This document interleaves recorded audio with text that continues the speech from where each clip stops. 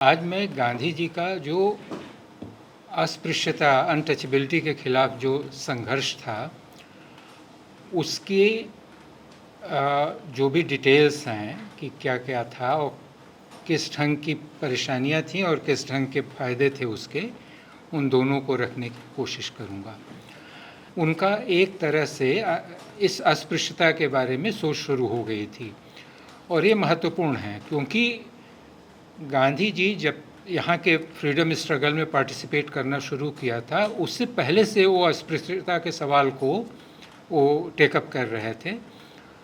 सोच के स्तर पे बहुत चीज़ें उस समय उनके दिमाग में नहीं थीं इस चीज़ के सिवाय, एक्सेप्ट फॉर दिस कि untouchability is a very bad thing, ये उनके दिमाग में था। और ये लगभग इस मामले में, जैसे कि वर्ण और जाति के सवाल पर उनमें बहुत सारी इनकन्सिस्टेंसी रही, बहुत चीज़ें बदलती रहीं, ये हुआ। लेकिन जहाँ तक अस्पृश्यता के बारे में उनकी मान्यता का सवाल है कि यह एक पाप है, ये लगभग कंसिस्टेंट उनका ओपिनियन था। तो उनकी सोच में इसमें अंतर नहीं हुआ कि अस्पृश्यता को ख़त्म होना चाहिए हर स्तर पर, लेकिन अस्पृश्यता क्या है, उसका कंटेंट क्या है, उसके विरोध में कैसे जाना चाहिए, क्या क्या कैसे संघर्ष करना चाहिए, वो सब चीज़ें धीरे धीरे उनकी बदलती गईं। इस सोच को ध्यान में रखना ज़रूरी है। तो दक्षिण अफ्रीका में चूँकि ऐसे समाज में वो थे, ऐसे पॉलिटी में थे, ऐसे सोसाइटी में वो थे वहाँ अस्पृश्यता का सवाल वर्ण मतलब रेसिज्म का सवाल बेसिकली था। तो अस्पृश्यता जहाँ तक हिंदू सोसाइटी वहाँ थी उसमें थी, लेकिन इतनी ज़्यादा डिफाइंड नहीं थी, वेल डिफाइंड नहीं थी, और उसके डिफेंस में भी बहुत सारे लोग नहीं थे, तो कम से कम थियोरेटिकल डिफेंस नहीं था। तो गांधी की सोच जहाँ तक इंटेलेक्चुअल लेवल पर है अस्पृश्यता के बारे में दक्षिण अफ्रीका में प्रवास के दौरान तो बहुत विकसित नहीं थी, लेकिन उन्होंने हर बार जो है जब भी रेसिज्म का सवाल आया उन्होंने उसको अस्पृश्यता के साथ जोड़ने की कोशिश की और कहा कि जैसे वहाँ के गोरे हमारे साथ व्यवहार करते हैं वो ऐसा ही है जैसे कि सवर्ण हिंदू जो है अस्पृश्यों के साथ, अछूत लोगों के साथ देश में, भारत में करते हैं। तो कहीं न कहीं ये हम जो पाप वहाँ कर रहे हैं उसका हम परिणाम यहाँ भुगत रहे हैं, इस बात को ध्यान में रखना चाहिए। और जब तक हम उसको ख़त्म नहीं करेंगे तब तक यहाँ भी हम संघर्ष में हमें परेशानी होगी। और ये बार कई बार उनके वहाँ आई 1896 में। वो एक बार आए थे यहाँ, भारत आए थे, तो राजकोट में उस समय प्लेग फैल रहा था। तो राजकोट में एक कमेटी बनी थी सरकार की ओर से जिसमें कि अलग अलग बस्तियों में जाके देखना था कि वहाँ क्या सफाई की व्यवस्था क्या थी। तो जो अस्पृश्य बस्ती थी, जो दलित बस्ती थी, उसमें कोई जाने को तैयार नहीं था उस कमेटी में, ख़ास तौर से सवर्ण हिंदू में से कोई जाने को तैयार नहीं था। गांधी तैयार हो गए, उन्होंने कहा कि मैं जाऊंगा। जब वहाँ गए तो उन्होंने लिखा है अपनी आत्मकथा में कि मुझे बहुत आश्चर्य हुआ कि जो दलित लोगों के, जो अस्पृश्य लोगों के घर हैं वो ब्राह्मणों के घरों से ज़्यादा साफ़ हैं।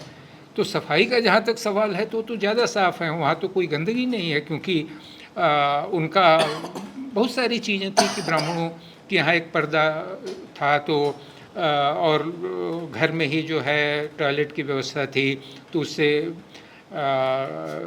काफ़ी डर्ट और गंद और ये तमाम चीज़ें रहती। जो ब्राह्मण नहीं था, कई ऐसे ही और प्रिविलेज लोग थे। तो दलित लोगों के घर में उस ढंग की कोई नहीं थी और घर उनके बहुत साफ़ थे, चाहे जितने थे घर बहुत साफ़ थे। तो उन्होंने ये वो किया। दूसरा उदाहरण ये आता है 1901 में कलकत्ता में एक कॉन्फ्रेंस होती है, इंडियन नेशनल कॉन्फ्रेंस की, इंडियन नेशनल कांग्रेस की एक कॉन्फ्रेंस होती है। तो उसमें इन्होंने पाया कि ख़ास तौर से तमिलनाडु से जो लोग आए हुए थे और जगहों से भी, लेकिन कि हर जाति के लोग अपना अपना अलग किचन में खाना बना रहे हैं। तो उन्हें बहुत आश्चर्य हुआ, कहा कि हम तो नेशनल अपने को समझते हैं, अपना रसोई ही हम अलग करके यहाँ सब बैठे हुए हैं, यहाँ फिर एकता कैसे होगी। उसके अलावा गंदगी हर लोगों ने फैला रखी थी, टॉयलेट बहुत गंदे थे। तो उन्होंने जब लोगों से कहा कि आप लोग साफ़ नहीं क्यों नहीं करते, तो कहा कि हमारा काम नहीं है, ये तो भंगियों का काम है। तो गांधी जी ने खुद ही अकेले, उस समय वो अकेले ही थे उस समय, वहाँ गए थे, तो उन्होंने खुद ही टॉयलेट वगैरह साफ़ करना शुरू किया। तो गांधी जी के घर में जो भी गेस्ट आते थे उन सबका पॉट जो है वो ले जाके खाली करते थे। तो उसमें कस्तूरबा को भी शामिल कर रखा था उन्होंने। तो कस्तूरबा जी को तो और किसी की दिक्कत नहीं हुई, लेकिन एक जब आए जो कि वो दलित थे, तो उनका पॉट साफ करने से उन्होंने मना कर दिया। इसको लेके गांधी बहुत नाराज़ हुए और लगभग उन्होंने कस्तूरबा को घर से बाहर निकालने की वो कर ली। खैर बाद में उनका वो कंप्रोमाइज़ हो गया। और तो मुख्य चीज़ ये है कि उनकी लाइफ में तब तक जब दक्षिण अफ्रीका में वो थे तो उनकी ज़िंदगी में एक अस्पृश्यता विरोधी सेंटिमेंट का समावेश था। वो उनके फीलिंग्स में, उनके अनुभवों में वो था। जब भारत आए 1915 में, तो उस समय उन्होंने पाया कि भारत में सिचुएशन तो बहुत अलग थी, क्योंकि दक्षिण अफ्रीका में जाति की भी परेशानी उतनी नहीं थी और अस्पृश्यता की भी नहीं थी। तो जो गांधी जी का कहीं ना कहीं हिंदुइज़्म जो है वो बाहर डेवलप होता है, तो उस हिंदू धर्म में जो डेवलप होता है उसमें और दूसरा चीज़ ये है कि दूसरा उनके गुरु जो थे वो एक जैन थे, रायचंद भाई। तो जैन धर्म में भी थियोरेटिकली कास्ट नहीं है, अस्पृश्यता तो नहीं है, कास्ट भी नहीं है, मतलब थियोरेटिकली, प्रैक्टिस में सब कुछ है लेकिन थियोरेटिकली नहीं है। तो थियोरी पे जब बात हो रही थी तो रायचंद भाई ने उनको धर्म के बारे में बताया, तो उसमें भी ये चीज़ नहीं थी। तो उनके दिमाग में वो ज़्यादा स्पष्टता नहीं थी कि क्या अस्पृश्यता के क्या क्या आयाम हो सकते हैं और जाति के क्या आयाम हो सकते हैं। तो जब भारत आए तो यहाँ तो माइंड बॉगलिंग स्थिति थी। हर जाति एक दूसरे से अलग थी, हर जाति दूसरे को अपने से नीचे वाला कोई खोज लेती थी और उससे जो है अपना अलग करके छुआछूत करना शुरू करती थी। तो बहुत ही विभीषिका इतनी भयानक थी जाति और अस्पृश्यता की कि गांधी घबरा गए। तो उन्होंने धीरे धीरे उसके प्रति अपना वो शुरू किया। तो पहला शुरुआती दौर में उन्होंने सिर्फ बोलना शुरू किया उसके खिलाफ। हर जगह जहाँ भी जाते थे और प्रश्नों के साथ इस प्रश्न को ज़रूर लाते थे कि पहली चीज़ आप ये कीजिए कि अस्पृश्यता को ख़त्म कीजिए। और अस्पृश्यता से मतलब उनका उस समय की स्थिति में टच से था। शुरुआती दौर में सिर्फ टच को मानते थे कि अस्पृश्यता को मतलब लिटरली लेते थे कि छूना नहीं है। अस्पृश्यता को उन्होंने वो किया। तो वो कहीं ना कहीं जो है इसको लेके वो परेशान रहे और हर जगह इसका उन्होंने विरोध किया। जैसे कि चेन्नई के एक गुरुकुल था, वहाँ देखा उन्होंने कि ब्राह्मण परिवार के जो बच्चे हैं वो जो है दूसरों के साथ बैठ के खाना नहीं खाना चाहते। तो उन्होंने कहा कि ये तो नहीं चलेगा, ब्रह्मचारी के स्टेज में तो आप ऐसे नहीं कर सकते हैं, तो आपको साथ में खाना चाहिए और लोगों के। तो ऐसे ऐसे वो हर जगह जहाँ जाते थे वो बोलते रहे। धीरे धीरे उन्होंने और इनकाउंटर किया जिसका कि उनको कभी अनुमान नहीं था, कभी परिचय भी नहीं था।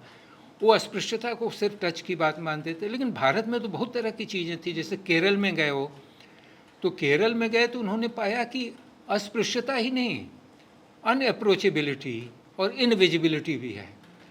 कि कोई अस्पृश्य तो मतलब छूने की तो बात ही नहीं, कितनी दूर तक ब्राह्मणों से और जातियों से दूर होना चाहिए। तो जो अछूत हैं वो ब्राह्मणों से 64 फीट की दूरी पर रहें, नायर से जो है 32 फीट की दूरी पर रहें, और ऐसे ही करके वहाँ था। तो अनअप्रोचेबिलिटी थी।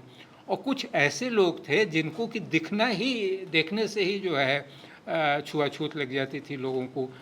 तो ये चीज़ें तो गांधी के दिमाग में ही नहीं थी। वो कहते कि मैं तो कभी जाना नहीं, कभी तो सोचा ही नहीं था इसके बारे में कि ये भी चीज़ें स्थित।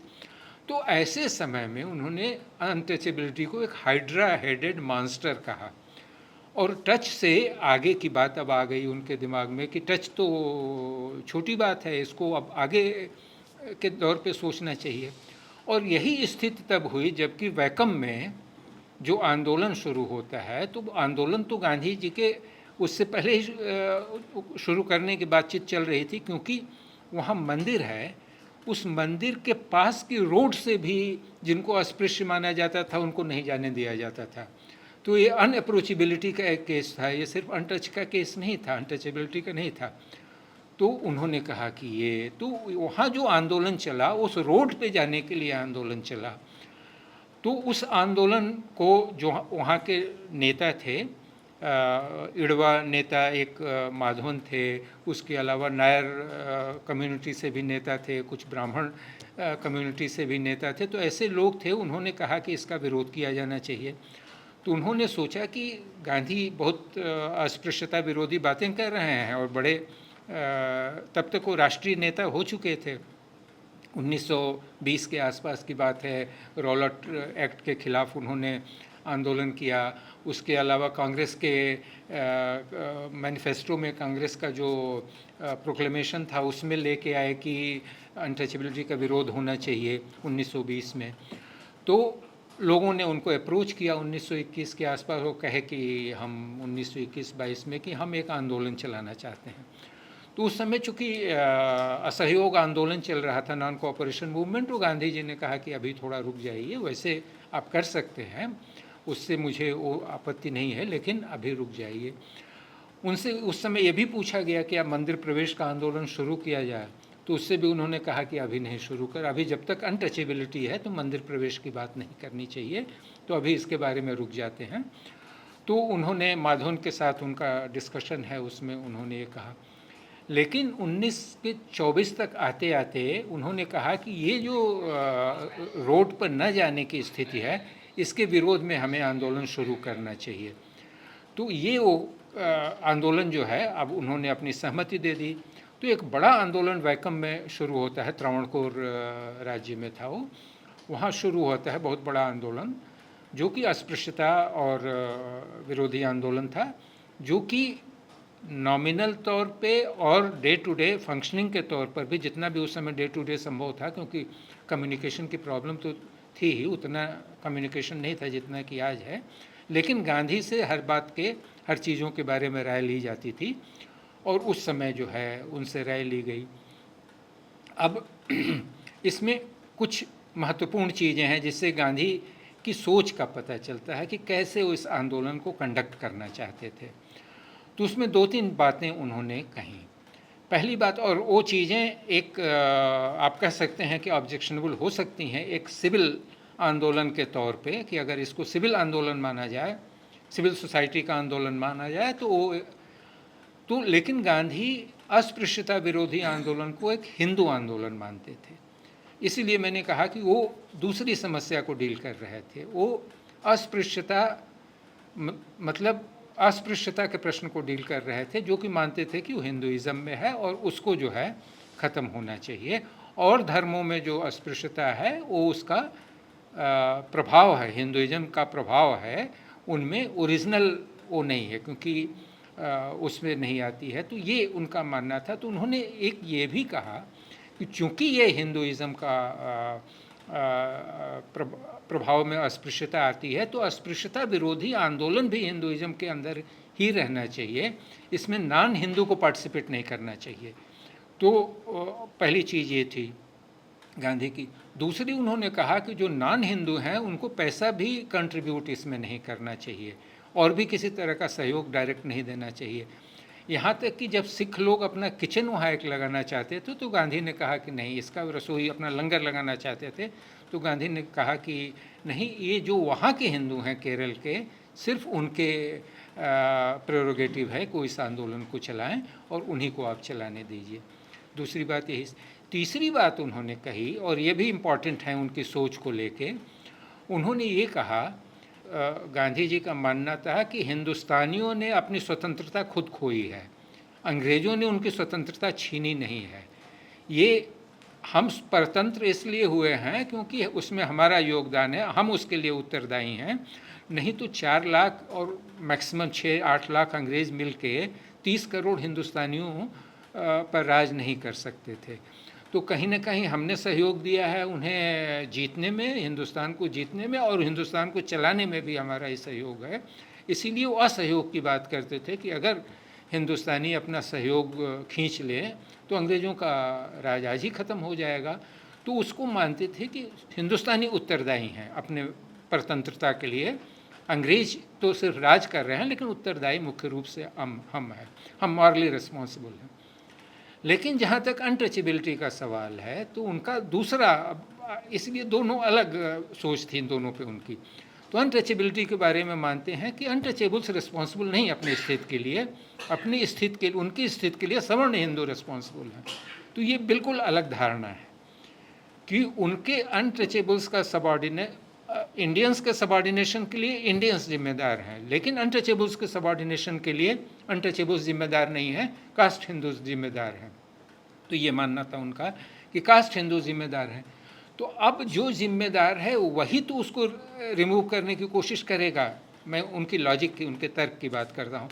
तो उन्होंने कहा कि ये आंदोलन मुख्य रूप से जो है सवर्ण लोग चलाएंगे, और जब तक सवर्ण लोग इसमें शामिल नहीं होंगे ज़्यादा से ज़्यादा मात्रा में, तो ये आंदोलन कभी भी सफल नहीं हो सकता है, क्योंकि ये जो अस्पृश्यता का कूड़ा जो है वो सवर्णों के दिमाग में भरा हुआ है। तो जब तक उन कूड़े को उनके दिमाग से नहीं निकालना पड़ेगा, जब तक वो इस आंदोलन में शामिल नहीं होंगे, तो सिर्फ जो है दलितों के आंदोलन से अस्पृश्यता नहीं जाएगी, क्योंकि अस्पृश्यता के लिए जो मेजॉरिटी सवर्ण हैं वो उनको शामिल होना पड़ेगा।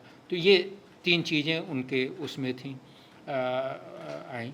एक तो लोकल रिसोर्सेज दूर यूज होने चाहिए, दूसरा है कि हिंदुओं का आंदोलन है अस्पृश्यता विरोधी आंदोलन, और तीसरा है कि सवर्ण रिस्पॉन्सिबल हैं, उन्हें इसमें उनको प्रायश्चित करना चाहिए, उनके ही प्रायश्चित का मसला है, क्योंकि अस्पृश्यता पूरी तरह से उनके द्वारा क्रिएटेड है, उनको उन्होंने जन्म दिया है, इसलिए वो रिस्पॉन्सिबल हैं इसके लिए। तो ये तो एक आंदोलन चला, काफ़ी 1.5-2 साल ये आंदोलन चला। अंततः काफ़ी हद तक ये आंदोलन सफल हुआ, लेकिन जितना हद तक भी सफल हुआ, गांधी ने उसको माना, उस सफलता को माना, सब लोगों ने उस सफलता को माना, एक तरह से सफल आंदोलन माना जाता है। लेकिन गांधी फिर भी बहुत संतुष्ट नहीं थे इसको लेके, क्योंकि उनका मानना था कि सवाल सिर्फ ये नहीं है कि वो आंदोलन भी अपनी पूरी तरह से सफल नहीं हुआ, जितना डिमांड कर रहे थे उतना एग्जैक्टली नहीं मिला। लेकिन उन्होंने कहा कि सवाल सिर्फ इतना ही थोड़े न है कि रोड खुल जाए और अनअप्रोचेबिलिटी ख़त्म कर जाए। सवाल यह है कि अस्पृश्यता ख़त्म हो, मंदिर में जाने की अनुमति मिले, समानता का अधिकार मिले, दलित हर जगह जा सकें। तो ये तो बड़ा आंदोलन है, तो आंदोलन तो चलता ही रहेगा, आंदोलन कभी ख़त्म नहीं होना है, ये तो चलता ही रहेगा। लेकिन जो हुआ वो अपने आप में ही तो यह है। फिर इसके बाद वो लगातार इसको वो करते रहे, इस आंदोलन के साथ जूझते रहे। सामाजिक एक मानते थे कि यह आंदोलन एक रिलीजियस आंदोलन है, एक सामाजिक, क्योंकि अस्पृश्यता समाज में फैली हुई है, तो कभी इसको पॉलिटिसाइज उसी स्तर पर करना चाहते थे जितना कि समाज को चलाने के लिए पॉलिटिकल इंटरवेंशन की ज़रूरत होती है। अदरवाइज वो मानते थे कि इसको मानसिकता में बदलाव जब तक नहीं होगा, तो इसलिए वो लिखते रहते थे लगातार इसके बारे में, और हर फोरम पे कहते रहते थे, हर ऑर्गेनाइजेशन में जाके, और एक संगठन बनाने की भी कोशिश की जिसमें कि जिन लोगों को शामिल किया उन्होंने ज़्यादा काम नहीं किया इसमें। कांग्रेस के लोग भी बहुत ज़्यादा इंटरेस्टेड नहीं थे, सवर्ण हिंदू भी इंटरेस्टेड नहीं थे इसमें जो है। तो कहीं ना कहीं आंदोलन स्लैक पड़ने लगा, जो भी वो चाहते थे उस स्तर पे नहीं हो पाया। और फिर 1920 के दशक का पूरा होते होते एक और परेशानी शुरू होती है। वो परेशानी शुरू होती है कि राष्ट्रीय आंदोलन फिर से जोर पकड़ने लगता है 1928 के बाद। और दूसरी परेशानी शुरू होती है कि ये कॉन्स्टिट्यूशनल प्रोविजंस जो आते हैं, साइमन कमीशन के बाद कॉन्स्टिट्यूशनल प्रोविज़न की बात चलती है, तो उसमें कहीं ना कहीं ये बात शुरू हो जाती है कि दलितों को या स्पृश्यों को सेपरेट इलेक्टोरेट दिया जाए, एक अलग निर्वाचन क्षेत्र दिया जाए, जैसे कि मुस्लिम्स का है, जैसे कि सिखों का है, वैसे यूरोपियंस का है, इत्यादि इत्यादि। तो उनको भी एक अलग सेपरेट इलेक्टोरेट दिया जाए। तो ये बात जब चलनी शुरू होती है, लेकिन गांधी उस समय जो है ख़ास तौर से 1929 और 30 के दौरान वो राष्ट्रीय आंदोलन और साइमन विरोधी आंदोलन चलाने में व्यस्त थे। साइमन विरोधी आंदोलन में पूरा देश आंदोलित हो रहा था, राजा लाला लाजपत राय वगैरह सब लोग शामिल थे, पूरे उसमें थे। तो कहीं ना कहीं राष्ट्रीय आंदोलन का स्वरूप ज़्यादा बढ़ रहा था, तो ये आंदोलन थोड़ा। लेकिन 1930-31 में ख़ास तौर से जब गांधी इरविन पैक्ट हो गया, जब ये आंदोलन पूरा हुआ और गांधी इरविन पैक्ट हो गया, तो एक राउंड टेबल कॉन्फ्रेंस शुरू होती है। राउंड टेबल कॉन्फ्रेंस थोड़ा पहले से ही शुरू हो गई। लेकिन गांधी इरविन पैक्ट के बाद सेकंड राउंड टेबल कॉन्फ्रेंस होती है, जिसमें कि गांधी जाते हैं कि कॉन्स्टिट्यूशन कैसा बनना चाहिए भारत के लिए, उस पर विचार करने के लिए। अब अंबेडकर यहाँ कहते हैं, या श्रीनिवासन अंबेडकर, दलित लीडर जो मेन दलित लीडर हैं, एमसी राजा नहीं, एमसी राजा पहले दलित लीडर थे, बड़े दलित लीडर थे, लेकिन अब तक आते आते वो कहीं ना कहीं उनका मानना था कि वो अंबेडकर से अलग हो गए थे, तो उनका मानना था कि वो सेपरेट इलेक्टोरेट की बात नहीं करते थे उस समय। लेकिन अंबेडकर सेपरेट इलेक्टोरेट की बात करने लगे, और बहुत अंबेडकर चूँकि बड़े इंटेलेक्चुअल, बड़े थिंकर, बहुत अच्छा बोलते थे, बहुत अच्छा लिखते थे, और बहुत पढ़े लिखे आदमी थे तमाम, तो उसका एक असर भी पड़ने लगा था, काफ़ी लोगों की सोच पे असर पड़ने लगा था 1930 के आसपास, 1930-31 में। तो एक इम्पॉर्टेंट वॉइस अंबेडकर होके इमर्ज किए थे। तो और ये राउंड टेबल कॉन्फ्रेंस में ये दो चीज़ें सामने आती हैं, Dalit question, untouchability question. Gandhi untouchability question को एड्रेस कर रहे थे, अंबेडकर दलित क्वेश्चन को एड्रेस कर रहे थे, क्योंकि 1931 तक आते आते अंबेडकर को ये रियलाइज होने लगा था कि सिर्फ कास्ट हिंदू की जो सवर्ण हिंदुओं की मानसिकता बदलने में अगर लगे रहेंगे तो कई जिंदगियां निकल जाएंगी, तो बेहतर है कि दलितों को हम एम्पावर करने की बात करें। तो दलितों को एम्पावर करने की बात, जब दलित के लिए एम्पावरमेंट की बात है तो बात रिजर्वेशन से शुरू होती है, पॉलिटिकल रिजर्वेशन से शुरू होती है, फिर और तरह के रिजर्वेशन की भी बात आती है, लेकिन एम्पावरमेंट की बात है। लेकिन एम्पावरमेंट की बात के साथ एक हैंडीकैप ये है कि वो दलित रहेंगे तभी तो एम्पावर्ड होंगे, जब दलित नहीं रहेंगे तो एम्पावर्ड नहीं हो पाएंगे।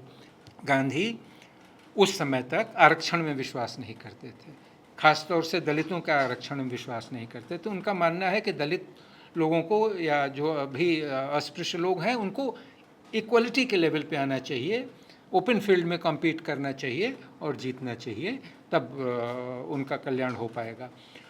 ये वो मानते थे, उनकी बराबरी की बात थी। क्योंकि अंग्रेज़ों ने एक ऐसा वो कर दिया था, चूँकि उनका मानना था, अंग्रेज़ों का मानना था, और कुछ जानबूझ के करते थे कि भारत एक विविधताओं का, पॉजिटिव सेंस में नहीं कि एक दूसरे से लड़ते रहते हैं, ढेर सारे फैक्शंस हैं, तो फैक्शंस को सबको अलग अलग रिजर्वेशन दे दो और उससे काम चलेगा, उससे एडमिनिस्ट्रेशन चलेगा, क्योंकि सबसे ऊपर तो अंग्रेज ही बैठे रहेंगे। तो गांधी इसमें एक बहुत महत्वपूर्ण बात करते हैं, और जो चीज़ें हैं वो तो अलग हैं, एक बहुत महत्वपूर्ण बात करते हैं जिसको कि आर्गूमेंट के तौर पे उनके समझा जाना चाहिए, उनकी मानसिकता को समझा जाना चाहिए। उन्होंने जब पूरा हीटेड आर्गूमेंट चल रहा था तो उसमें लगभग कंक्लूसिव उनका आर्गूमेंट ये था, उनको अपने लेवल पे उन्होंने कहा कि आप सेपरेट इलेक्टोरेट की बात कर रहे हैं, तो सेपरेट इलेक्टोरेट किसको दिया गया है? मुस्लिम्स को दिया गया है, दलित्स को दिया गया है, यूरोपियंस को दिया गया है, इंडो यूरोपियंस को दिया गया है। तो ये आप समझिए, मुस्लिम्स तो हमेशा मुस्लिम रहना चाहेंगे, मुसलमान रहना चाहेंगे सृष्टि के अंत तक। सिख हमेशा सृष्टि के अंत तक सिख बने रहना चाहते हैं। यूरोपियंस रहेंगे, लेकिन क्या अछूत भी अछूत बने रहना चाहते हैं सृष्टि के अंत तक? तो जब आप सेपरेट इलेक्टोरेट की बात करते हैं तो क्या आप चाहते हैं कि वो अछूत बने रहें? तो उन्होंने कहा कि मेरा मानना है कि मैं हिंदुइज़्म को छोड़ दूंगा, मैं चाहता हूँ कि हिंदुइज़्म ख़त्म हो जाए, लेकिन अस्पृश्यता भी ख़त्म हो जाए उसके साथ। तो अस्पृश्यता को ख़त्म करना मेरी वो है, अस्पृश्यों को अस्पृश्य बना के उनको अलग एम्पावर करना मेरे उसमें नहीं है। तो इस चीज़ को लेके ये कॉन्फ्रेंस फिर ख़त्म हो जाती है, इनकंक्लूसिव रहती है, और सब लोगों ने छोड़ दिया अंग्रेज़ों पे, अंग्रेज एडमिनिस्ट्रेशन पे, कि जो भी आप तय करेंगे वो हम मान लेंगे। गांधी जी ने उसी समय कह दिया था उन डिबेट के दौरान कि अगर दलित के लिए, अस्पृश्यों के लिए सेपरेट इलेक्टोरेट की बात की गई थी तो मैं अपने I resist it with my life, मतलब कि मैं आमरण अनशन करूँगा उस समय। और उन्होंने कहा कि ये मेरा वाव है, मतलब ये मेरी प्रण है ये मेरा। और गांधी के जीवन में प्रण बहुत महत्वपूर्ण होता था। तो खैर वो वापस आए तो चूँकि गांधी ये राउंड टेबल कॉन्फ्रेंस फेल हो गई थी, गांधी इरविन पैक्ट जो हुआ था वो फेल हो गया था, तो फिर से दोबारा जो है आंदोलन शुरू किया जाता है, सिविल डिसोबीडियंस मूवमेंट। तो गांधी जी को फिर से जेल में डाल दिया जाता है, उनको जेल में डाल दिया गया। अब जेल में जब डाल दिया गया तो 1932 में फिर जो है वो कम्युनल अवार्ड का वो आता है, जिसमें कि और लोगों के साथ साथ दलित अस्पृश्यों के लिए भी सेपरेट इलेक्टोरेट की बात की जाती है, और गांधी अपना अनशन शुरू करते हैं। यही अनशन गांधी के उसमें दो ही अनशन जाने जाते हैं, एक तो अहमदाबाद फास्ट जो मज़दूरों के लिए किया था, और दूसरा ये जो कि उन्होंने कहा था कि ये कम्युनल अवार्ड के खिलाफ किया था। गांधी ने जब फास्ट की घोषणा की, क्योंकि उन्होंने पहले भी कह दिया और अवार्ड आने से पहले भी उन्होंने ब्रिटिश प्राइम मिनिस्टर को लेटर लिख के कहा कि अगर कुछ हुआ तो मैं आमरण अनशन पे जाऊंगा, और जब शुरू उन्होंने अवार्ड घोषित कर दिया तो आमरण अनशन पे जाने की घोषणा कर दी उन्होंने, कि मैं डेट बता दिया कि मैं इस डेट से आमरण अनशन पे जाऊंगा। अब गांधी के डॉक्यूमेंट्स को या उनके राइटिंग्स को, बातों को जो भी रिकॉर्ड किया गया उस दौरान हम पढ़ते हैं, तो हम पाते हैं कि ये उनका सबसे अनडिज़ायर्ड फास्ट था। गांधी खुद नहीं चाहते थे कि इस फास्ट को करें। वो 1932 का जो जेल में थे, और उस फास्ट को जो है वो अनशन को, जो कि जाना जाता है सबसे इम्पॉर्टेंट फास्ट उनका यही माना जाता था, लेकिन वो बिल्कुल करना नहीं चाहते थे, बहुत ही रिलक्टेंट थे, किसी तरह से वो टालना चाहते थे। तो कभी उन्होंने कहा कि अगर इसको प्रेस में जाने की अनुमति नहीं दी गई, प्रेस कवरेज नहीं दी गई, तो मैं फास्ट नहीं करूँगा। फिर कभी उन्होंने कहा कि मान लो किसी तरह से लोग मान जाएं तो मैं फास्ट नहीं करूँगा। तो इसको टाल रहे थे। क्यों टाल रहे थे? क्योंकि गांधी का मानना था कि ये फास्ट आइडियल फास्ट में से उनके नहीं है। उनका आइडियल फास्ट क्या था? फास्ट का जो आइडियल स्वरूप गांधी के दिमाग में था वो ये था कि ये फास्ट अनकंडीशनल होना चाहिए, नॉन कोएर्सिव होना चाहिए। दूसरी चीज़ उनके दिमाग में थी कि फास्ट उनके लिए किया जाता है, किसी को अपोज करने के लिए नहीं किया जाता है। फास्ट उनको लिए किया जाता है, परसुएट करने के लिए किया जाता है। तो फास्ट अपने फॉलोअर्स के लिए किया जाता है, जिससे कि वो अपनी इनएक्टिविटी को छोड़ के एक्टिव हों, सक्रिय हों, निष्क्रियता को छोड़ें, उनके लिए फास्ट किया जाता है। और इसलिए प्योर फास्ट उनके दिमाग में था, मुख्य रूप से मेन चीज़ है कि नॉन कोर्सिव होना चाहिए। ये फास्ट वो देख रहे थे, वो रियलाइज़ कर रहे थे कि ये कोर्सिव भी होने जा रहा है, अपोजिशनल भी होने जा रहा है। ये अपोजिशन में फास्ट था कि एक चीज़ को हटाने के लिए कहा गया कि एक मेजर जो कॉलोनियल गवर्नमेंट ने लागू किया था उसको हटाया जाए, और कोर्सिव था, कॉलोनियल गवर्नमेंट के लिए भी कोर्सिव था, और अंबेडकर जो दलित लीडर्स थे उनके लिए भी कोर्सिव फास्ट था। गांधी इसको रियलाइज़ कर रहे थे, इसलिए उनका बहुत ही अनडिज़ायर्ड फास्ट था, वो जाना नहीं चाहते थे। लेकिन उन्होंने प्रण किया हुआ था कि ये मैं फास्ट करूँगा, इसको लेके अनशन करूँगा, तो उन्होंने अनशन शुरू किया। इसलिए गांधी जो इससे पहले बहुत बड़े बड़े फास्ट कर चुके थे, 21 दिन का, 18 दिन का, अलग अलग, लेकिन 21 दिन तक का फास्ट वो पहले कर चुके थे। ये 2 दिन फास्ट जब शुरू हुआ, 2 या 3 दिन में उनका ब्लड प्रेशर नीचे जाने लगा, बहुत तेज़ी से नीचे जाने लगा, ब्लड शुगर नीचे जाने लगा, बहुत स्थिति उनकी खराब हो गई थी, क्योंकि मानसिक स्थिति उनकी इतनी तनावपूर्ण थी 2 वजहों से। एक तो कि फास्ट उनके दिमाग में प्योर फास्ट नहीं था, दूसरे वो रियलाइज़ कर रहे थे कि अंग्रेज़ों का उनका मानना था कि अंग्रेज़ों का एक डायबोलिकल स्टेप है, वो हिंदू समाज को बिल्कुल छिन्न भिन्न करना चाहते हैं। तो डायबोलिकल स्टेप है जो कि बहुत ही भारत के लिए और हिंदू समाज के लिए बहुत ही विनाशकारी सिद्ध होने वाला है। तो इसलिए मेंटल प्रेशर इतना ज़्यादा था कि उनका हेल्थ बहुत ही तेज़ी से डिक्लाइन करने लगा। लेकिन चमत्कार के तौर पर ये हुआ कि 6 दिन में, 6 दिन बहुत कम समय होता है कि राष्ट्रीय कोई भी निष्कर्ष पर पहुंचने के लिए, राष्ट्रीय कोई भी सहमति बनने के लिए, लेकिन 6 दिन के फास्ट के भीतर एक राष्ट्रीय सहमति बनी, और उस सहमति के तहत जो है पूना पैक्ट आया।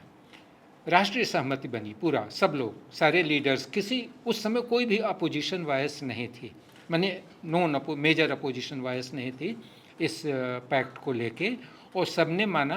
तो दूने से ज़्यादा सीटें दे दी गई, और हिंदू कोटे से दी गई सीटें, ऑब्वियसली, क्योंकि दलित को हिंदू गांधी मानते थे और जनरली ये थी, और हिंदू लीडर्स जो थे तमाम और दलित लीडर्स सब ने मिलकर ये पूना पैक्ट लागू करने का प्रण किया और पूना पैक्ट जो है तय हुआ, बल्कि 5 ही दिन में, क्योंकि एक दिन तो गांधी ने कहा कि जब तक बिल्कुल तय नहीं हो जाता, जब तक इस पर सबके साइन नहीं हो जाते, मेरे सामने नहीं आ जाता, तब तक मैं फास्ट नहीं तोड़ूंगा। तो 6 दिन के बाद, 6 दिन के भीतर ये सब तय हुआ है। 7वें दिन गांधी जो है अपना फास्ट तोड़ देते हैं, ये जब तय हो जाता है। अब पूना पैक्ट को लेके थोड़ा सा मैं यहाँ भी आगे की बात कह देना चाहता हूँ, एंटिसिपेट करते हुए। पूना पैक्ट का उस समय विरोध नहीं हुआ, क्योंकि गांधी की ज़िंदगी बहुत इम्पॉर्टेंट थी लोगों के लिए। गांधी एक राष्ट्रीय नेता थे और बहुत ही रेस्पेक्टेड नेता थे उनकी, और कई लोगों पर दबाव भी पड़ा, जैसे अंबेडकर जैसे लोगों पे, जो कि गांधी को अलग ढंग से देखते थे, लेकिन फिर भी उनको मानना पड़ा, क्योंकि अंबेडकर एग्री भी किए कि हाँ ठीक है। और बल्कि उस समय के अंबेडकर की राइटिंग से पता चलता है कि उनका मानना था कि हो सकता है कि हिंदुओं की मानसिकता बदल रही हो, इसलिए ये अच्छा होगा। और वो बल्कि जो हरिजन सेवक संघ की स्थापना होती है, अंबेडकर भी उसके पार्ट होते हैं और शुरू में, और उसमें सब लोग ये प्रतिज्ञा करते हैं कि इस पैक्ट को हम लागू करने की कोशिश करेंगे। लेकिन बहुत ही शीघ्र, क्योंकि होता यह है कि बंगाल और पंजाब में हिंदू पहले से ही माइनॉरिटी में थे, और हिंदू जो माइनॉरिटी में थे, तो जब ये पैक्ट में से सेपरेट इलेक्टोरेट किया गया तो सवर्ण हिंदू और माइनॉरिटी में हो गए, उनकी सीटें और कम हो गई। तो वहाँ से बहुत विरोध का स्वर उठने लगा और पैक्ट को रिवाइज करने की बात होने लगी। दूसरे स्तर पे अंबेडकर वगैरह ने, और ये बात बाद में आती है, अंबेडकर वगैरह भी रियलाइज़ करने लगे, ख़ास तौर से 1937 के इलेक्शन के बाद, कि ये बावजूद इसके कि जो रिजर्वेशन मिला है इतनी संख्या में, लेकिन अंबेडकर की पार्टी या और भी इस ढंग की दलित पार्टी जो थी, वो ज़्यादा सीटें नहीं जीत पा रही थी, कांग्रेस ही ज़्यादा सीटें जीत के आई।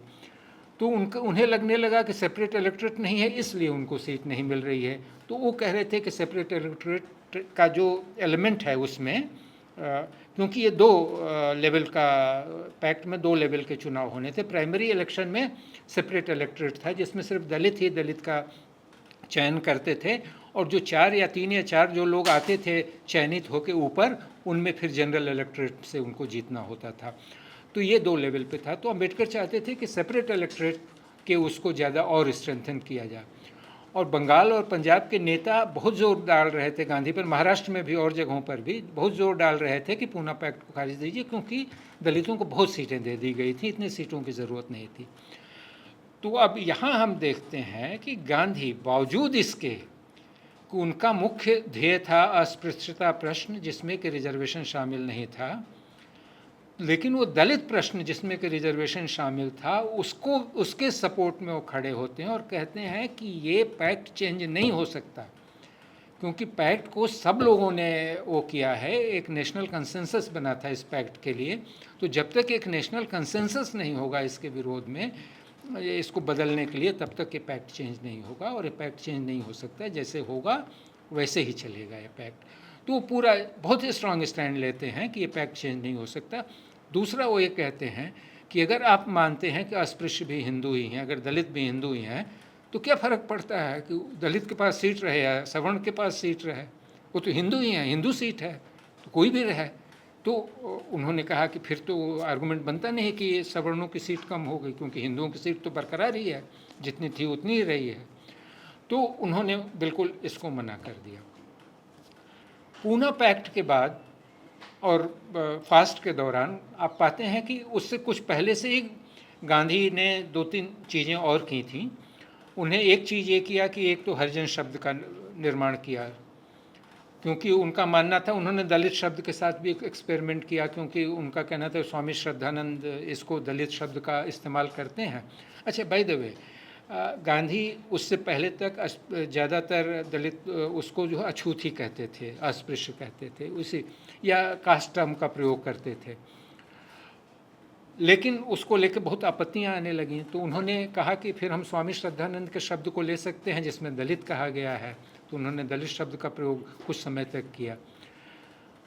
लेकिन अंबेडकर की राइटिंग्स मैंने लगभग पूरी देखी हैं, अंबेडकर भी अस्पृश्य शब्द का ही प्रयोग, अनटचेबल शब्द का ही प्रयोग करते हैं पूरे उसके दौरान। दलित शब्द का प्रयोग नहीं है अम्बेडकर में, और भी या तो जाति नामों से वो करते हैं या अनटचेबल शब्द का प्रयोग करते हैं। गांधी 1931 में पहले भी उनका दिमाग में ये बातें चल रही थी, 26-27 से ये बात चल रही थी कि नाम बदला जाना चाहिए, मतलब ये टर्म बदला जाना चाहिए। अछूत शब्द अच्छा टर्म नहीं है। उसके अलावा भी जाति के नाम से धेड़, चमार, भंगी ये सब कहते हैं, ये ठीक नहीं है, बड़ा अच्छा नहीं लगता, तो कोई नाम बदलना चाहिए। तो दलित शब्द के साथ भी एक्सपेरिमेंट उन्होंने किया, एक आध और शब्दों के साथ भी एक्सपेरिमेंट किया, लेकिन हरिजन को लेके 31 में आते हैं और हरिजन शब्द का वो करते हैं। दूसरी चीज़ उन्होंने उस समय शुरू की, लेट 20s अर्ली 30s में, शुरू में 31, उन्होंने कहा कि अब मंदिर आंदोलन, जो आंदोलन नहीं मतलब मंदिर में प्रवेश मिलना चाहिए, दलितों को मंदिर में प्रवेश मिलना चाहिए। तो पहले जो मंदिर की एंट्री, मंदिर प्रवेश उनके एजेंडा में नहीं था, मंदिर प्रवेश उनके एजेंडा में आ जाता है, ये दो चीज़ें आ जाती हैं। तो जब वो फास्ट कर रहे होते हैं, अनशन कर रहे होते हैं, तो बहुत सारे मंदिर खुल जाते हैं उस समय, जिसमें कि दलितों को एंट्री दी जाती है, बुलाया जाता है, साथ में सब लोग जाते हैं, कॉमन रूप से एंट्री मिलती है। लेकिन जब फास्ट ख़त्म होता है, कुछ महीने बीतते हैं, तो हम पाते हैं कि मंदिर फिर से बंद होना शुरू हो जाते हैं, और गांधी के पास रिपोर्ट आनी शुरू होती है कि मंदिर बंद हो रहे हैं जगह जगह, जो खुल गए थे वो बंद होने शुरू हो जाते हैं। दूसरी चीज़ उन्होंने देखी कि हरिजन सेवक संघ बन गया, सब कुछ ये हो गया, लेकिन सवर्ण हिंदू कुछ काम वाम नहीं कर रहे हैं अस्पृश्यता उन्मूलन के लिए। तो गांधी बहुत इस बात को लेकर पीड़ित रहते हैं, क्योंकि उनको लगता है कि ये अच्छा नहीं हो रहा था, तो क्या तरीका है इसको करने का। अब सबका अपना तरीका होता है। गांधी अनशन को एक बहुत बड़ा हथियार मानते थे। उनका मानना था कि it is the last weapon in the armory of a satyagrahi. Satyagrahi के तरकश में सबसे बड़ा तीर है वो कि फास्ट किया जाए, जिससे कि ऐसी स्पिरिचुअल एनर्जी डिसेमिनेट होती है कि सब लोग जो है उसकी बात सुनने लगते हैं। ऐसा मानना था, गलत सही जो भी हो उसकी बात नहीं है, लेकिन उनकी मान्यता ये थी। तो इस फास्ट के 1 साल के भीतर उन्होंने दूसरा फास्ट शुरू किया, और इस बार फास्ट अनकंडीशनल फास्ट था, नॉन कोएर्सिव फास्ट था, 21 दिन का फास्ट था। 21 दिन का फास्ट उन्होंने तय कर लिया। जब तय कर लिया कि फास्ट पर मुझे जाना है, तो इस समय रिएक्शन और होता है। बहुत सारे लोगों ने, जिन्होंने रविन्द्रनाथ टैगोर को भी इंक्लूड कर लें इसमें, बहुत सारे लोगों ने जिन्होंने सपोर्ट किया होता है पहले फास्ट को, इस फास्ट के समय कहते हैं कि नहीं, ये तो डाइवर्जन है। डाइवर्जन किस चीज़ से है कि आप राष्ट्रीय आंदोलन से डाइवर्ट कर रहे हैं, राष्ट्रीय आंदोलन, और इसमें राइट और लेफ्ट दोनों के लोग शामिल थे। लेफ्ट के भी लोग, जो कांग्रेस लेफ्ट थी, जो भी कांग्रेस लेफ्ट में लोग थे, कम्युनिस्ट थे बाद में, और सारे लोग, ये सब भी उनका मानना था कि ये सब राष्ट्रीय आंदोलन के धारा से डाइवर्ट करने का है, कि जब देखो फास्ट पे बैठ जाते हैं और ये अस्पृश्यता विरोधी आंदोलन की बात करते रहते हैं। तो ये डाइवर्जन की बात थी। लेकिन गांधी ने किसी की बात नहीं सुनी। उन्होंने कहा कि मैं फास्ट करूँगा, क्योंकि अस्पृश्यता विरोधी काम जो है उतनी गति से नहीं चल रहा है जितनी गति से चलना चाहिए। तो एक उन्होंने बाद में कहा कि I know that the pace of dharma is slow but is slower than usual. ये उन्होंने एक स्टेटमेंट उनका है कि धर्म की गति तो धीमी होती है, मैं जानता हूँ, लेकिन इस केस में अपने यूजुअल गति से भी बहुत धीमे चल रहा है धर्म जो है। तो इसके लिए फास्ट उन्होंने, तो ये फास्ट अपने जो मानते थे कि जो सवर्ण हिंदू उनके फॉलोअर हैं उनको एक्टिवेट, उनको सक्रिय बनाया जाए, उसके लिए फास्ट उन्होंने 21 दिन का फास्ट किया। और जब फास्ट उन्होंने शुरू करने से पहले ही उनको जेल से बाहर अंग्रेज निकाल देते हैं, क्योंकि उनको लगता है कि 21 दिन में तो मर जाएंगे, तो जेल में मरें इससे बेहतर हो कि आप बाहर जाके मरें। तो उनको एक और घर में रख दिया जाता है, बाहर निकाल के एक और उसमें रख दिया जाता है। 21 दिन का पूरा फास्ट उन्होंने किया और 22 किलो वज़न लूज़ किया, लेकिन उनका हेल्थ उस ढंग से प्रभावित नहीं हुआ जितना कि 6 दिन के फास्ट में हुआ था, क्योंकि ये फास्ट अलग किस्म का फास्ट था। इस अनशन की प्योरिटी को लेकर उनके दिमाग में कोई संदेह नहीं था, इसलिए क्योंकि ये नॉन कोर्सिव था, अनकंडीशनल था, तो ये 21 दिन का फास्ट उनका चला। 21 दिन के फास्ट जब पूरा हो जाता है तो फिर से जेल में आ जाते हैं, फिर से जेल में आ जाते हैं। तो इस बार जेल एडमिनिस्ट्रेशन ने और अंग्रेज़ों की सरकार ने ये कहा कि अब आप कम्युनिकेशन लेटर नहीं लिख सकते, आप प्रेस को वक्तव्य नहीं दे सकते। तो उन्होंने कहा, गांधी ने कहा कि तो नहीं हो सकता, क्योंकि मैं तो अस्पृश्यता विरोधी कार्य करना चाहता हूँ जेल से ही रह के, लेकिन इसके बिना नहीं हो सकता। तो उन्होंने कहा फिर फास्ट करूँगा मैं। तो उन्होंने फिर फास्ट डिक्लेयर कर दिया। तो फास्ट जब 1-2 दिन चला तो उनको पूरी तरह से रिलीज कर दिया। उन्होंने कहा कि मरने पे उतारू हैं तो बेहतर है कि बाहर जाके करें। तो गांधी ने फिर एक प्रण लिया, एक प्रतिज्ञा की।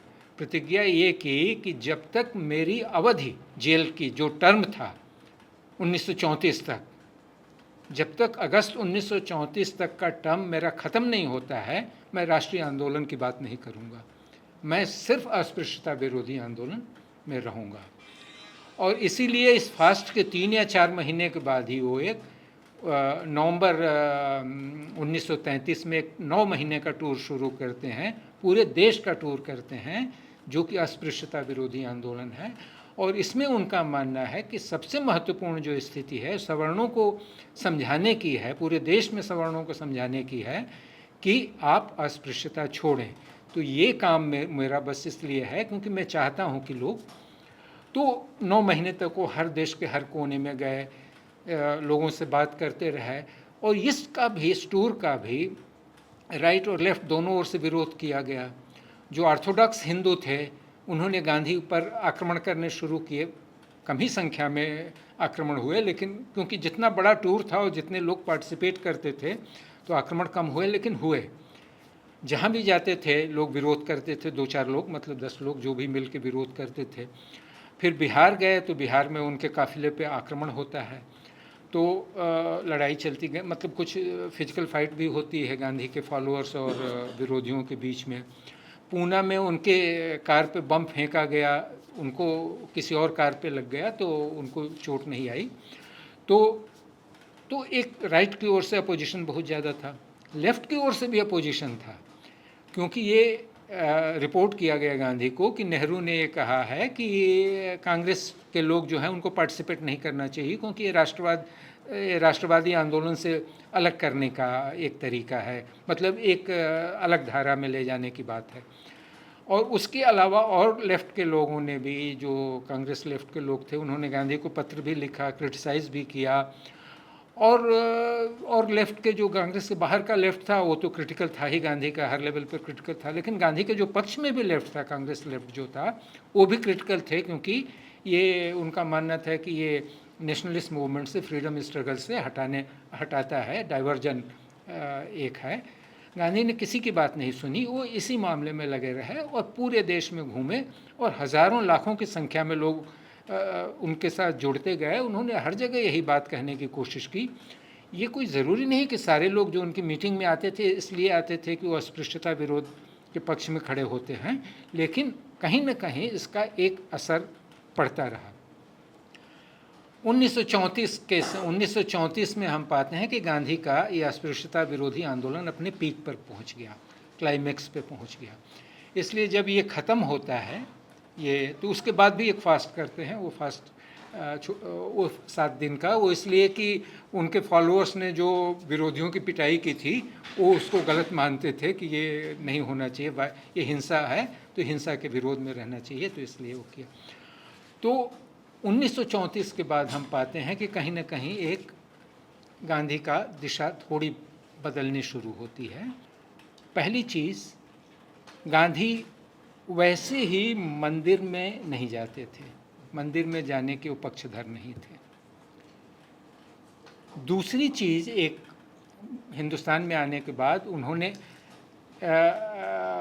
ये भी मंदिर में शुरू में इसलिए नहीं जाते थे कि उनका मानना था कि मंदिरों में कुछ तरह का करप्शन है, क्लीनलीनेस नहीं है, इसलिए नहीं है। यहाँ आने के बाद जब हिंदुस्तान में आए तो एक नया आर्गूमेंट उसमें उन्होंने जोड़ा। उसने कहा कि मैं इसलिए मंदिर नहीं जाता क्योंकि यहाँ दलितों को मंदिर में नहीं जाने दिया जाता, तो मैं भी दलित हूँ, मैं मंदिर में नहीं जाऊँगा। तो मंदिर में गांधी नहीं जाते थे, किसी भी मंदिर में। अब सिर्फ 1936 में जब त्रावणकोर में प्रोक्लेमेशन हुआ कि सारे लोगों के लिए मंदिर खोल दिया गया, तब मंदिर में वो जाते थे। उसी मंदिर में जाते थे जिसमें कि सारे लोगों के लिए अनुमति होती थी जाने थे, जिसमें अस्पृश्य दलित सभी जा सकते थे, उस मंदिर में जाते थे। तो पहली चीज़ ये है। दूसरी चीज़, और इससे भी महत्वपूर्ण चीज़ ये है कि गांधी शास्त्रों में विश्वास नहीं रखते थे। गांधी जी ने अपनी पूरी ज़िंदगी में 45 साल का उनका पॉलिटिकल या सोशल जो भी एक्टिविस्ट पब्लिक कैरियर था, रणनीति स्ट्रेटजी शब्द का इस्तेमाल अपने कार्यों के प्रति कि जो वो कर रहे थे उसके प्रति 52 बार 62 बार कुछ ऐसे किया है, और जगह उनके कलेक्टेड वर्क्स में मिल जाएंगे, लेकिन सिर्फ 37 बार अपने काम के संदर्भ में उन्होंने इस्तेमाल किया है स्ट्रेटजी शब्द का इस्तेमाल। तो एक ऐसा व्यक्ति जिसको कि बहुत बड़ा स्ट्रेटजिस्ट माना जाता है, बहुत पॉलिटिकल माना जाता है, उसने अपनी पूरी ज़िंदगी में स्ट्रेटजी शब्द का इस्तेमाल 37 बार किया है, जबकि स्ट्रेटजी से रिलेटेड सारे टर्म्स स्ट्रेटजी, स्ट्रेटेजिक, स्ट्रेटेजिकल वगैरह वगैरह, स्ट्रेटजाइज इत्यादि इत्यादि का सिर्फ 37 बार किया। जबकि प्योरिफिकेशन से रिलेटेड टर्म्स जो है, प्योरिफिकेशन, सेल्फ प्योरिफिकेशन, प्योरिटी इत्यादि का 3200 बार इस्तेमाल उनके उसमें आता है, और सिर्फ प्योरिफिकेशन और सेल्फ प्योरिफिकेशन का 2000 बार इस्तेमाल होता है उनके लगभग कलेक्टेड वर्क्स में, राइटिंग्स और स्पीचेज जो हैं उसमें इस्तेमाल होता है। तो हम समझ सकते थे कि उनके दिमाग में मुख्य धारणा क्या है। ये तो एक आर्गूमेंट है, और भी बहुत आर्गूमेंट मैंने लाता हूँ, इस बारे में लाया हूँ कि गांधी नॉर्मल सेंस में पॉलिटिकल नहीं थे, यूजुअल सेंस में। तो जब हम गांधी को पॉलिटिकल मानते हैं, पॉलिटिशियन मानते हैं, तो हमें ये भी समझना होगा और ये भी कहना होगा कि किस तरह के पॉलिटिशियन थे। क्योंकि नॉर्मल जो पॉलिटिशियन का हमारा ये मानना है कि पॉलिटिशियन तो कुछ भी कर लेता है। खैर आज की डेट में तो पॉलिटिशियन की धारणा ही बहुत ही अकल्पित है, मतलब कल्पना के बियॉन्ड कर सकते हैं, तो वो तो हम सोच नहीं सकते, और हम खुद सोचते हैं कि वो कर सकते हैं, क्या कर सकते हैं ये हमारे कल्पना से बाहर है।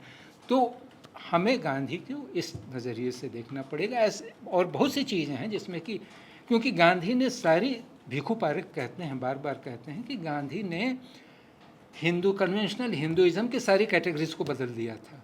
तो गांधी को इसलिए जब कंसीव्ड कैटेगरीज की बात करते हैं, जो कैटेगरीज आम इस्तेमाल में हैं, तो हमें उनके साथ ये भी कहना चाहिए कि गांधी क्या सोचते थे, उनके बारे में क्या कहते थे। धन्यवाद।